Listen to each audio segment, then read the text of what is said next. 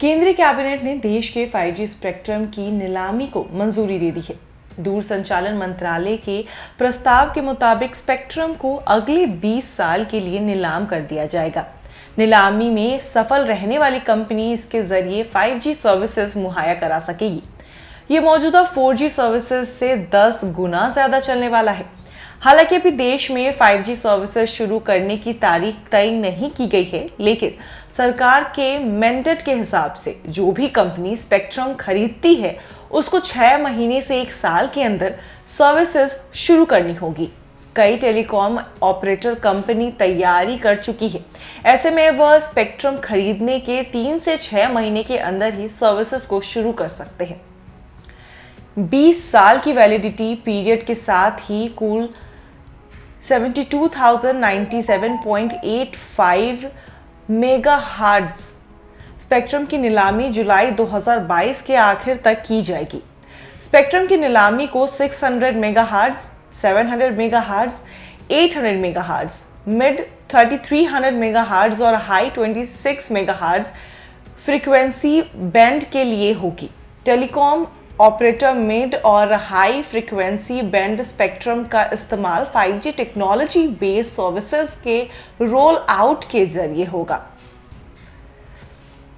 5G network में 10 Gbps तक data download की स्पीड मिल सकती है। भारत में 5G नेटवर्क की टेस्टिंग के दौरान डेटा डाउनलोड की अधिकतम स्पीड 3.7 Gbps तक पहुंच गई है। 3 कंपनियां एयरटेल, वोडाफोन, आइडिया और जियो ने 5G नेटवर्क ट्रायल में 3 Gbps तक के डेटा डाउनलोड पर स्पीड टेस्ट किया है। 5G इंटरनेट सेवा के शुरू होने से भारत में काफी कुछ बदल सकता है। इससे न सिर्फ लोगों का काम आसान होगा, बल्कि मनोरंजन और संचार के क्षेत्र में काफी कुछ बदल जाएगा। 5G के लिए काम कर रही कंपनी एरिक्सन का मानना है कि 5 साल में भारत में 50 करोड़ से ज्यादा 5G इंटरनेट यूजर्स की संख्या होने वाली है। जानिए 5G से शुरू होने से लोगों को क्या कुछ फायदा मिलने वाला है। पहला फायदा तो ये होगा कि यूजर्स तेज स्पीड इंटरनेट इस्तेमाल कर सकेंगे। दूसरा, वीडियो गेमिंग के क्षेत्र में 5G के आने से बड़ा बदलाव होगा। YouTube पर वीडियो बिना बफरिंग के चल सकता है। WhatsApp कॉल में आवाज बिना रुके और साफ साफ आएगी। 2 GB की मूवी करीब 10 से 20 सेकेंड में डाउनलोड हो जाएगी। कृषि क्षेत्र में खेतों की देखरेख में ड्रोन यूज संभव हो सकता है। मेट्रो और बिना ड्राइवर चलने वाली गाड़ियों को ऑपरेट करना आसान हो जाएगा। वर्चुअल रियलिटी और फैक्ट्री में रोबोट यूज करना ज्यादा आसान होगा। यही नहीं, 5G आने से इंटरनेट ऑफ थिंग्स के जरिए ज्यादा से ज्यादा कंप्यूटर सिस्टम को कनेक्ट करना आसान हो जाएगा। भारत में 5G इंटरनेट सेवा शुरू करने के लिए 3 बड़ी private telecom company Bharat Airtel, Reliance Jio और वोडाफोन आइडिया काम कर रही है।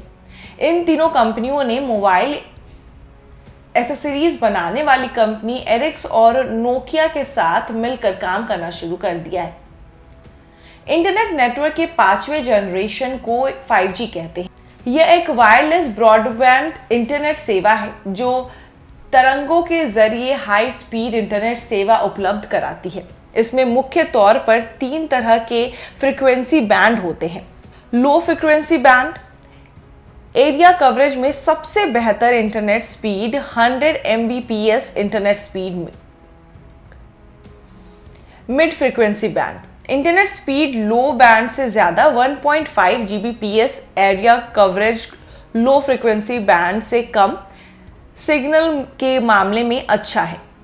High frequency band internet speed सबसे ज्यादा 20 Gbps एरिया कवर सबसे कम सिग्नल के मामले में भी बहुत अच्छा।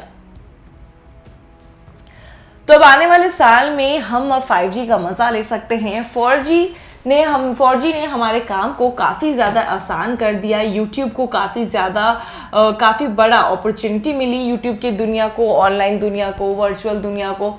और अब 5G के आने से बहुत बड़ा बदलाव आने वाला है। अब हमें जिस चीज़ को डाउनलोड करने में वक्त बिताना पड़ता था, बफरिंग की समस्या झेलनी पड़ती थी, 5G के आने से अब वो सभी चीज़ आसान हो जाएगी। अब हम 2 GB की भी मूवी 1 सेकंड में डाउनलोड कर सकते हैं। 5G के आने से काफ़ी कुछ बदलने वाला है और अगले साल से हम 5G का मज़ा भी उठा सकते हैं।